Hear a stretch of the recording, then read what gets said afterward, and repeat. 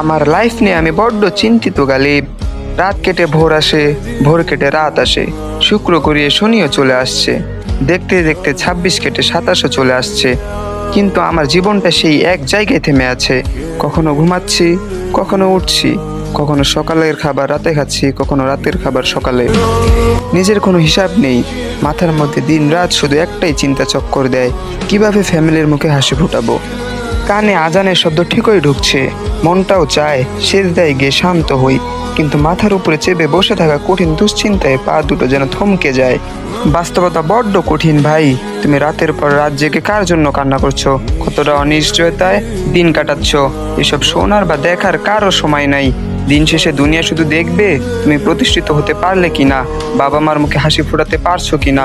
পরিবারের হাসি মুখটার চেয়ে বড় কোনো স্বপ্ন সাইমের নেই। আর সেই স্বপ্ন পূরণ করার জন্য এই জীবন যুদ্ধে সাইমের মতো হাজারো ছেলেকে জিততেই হবে।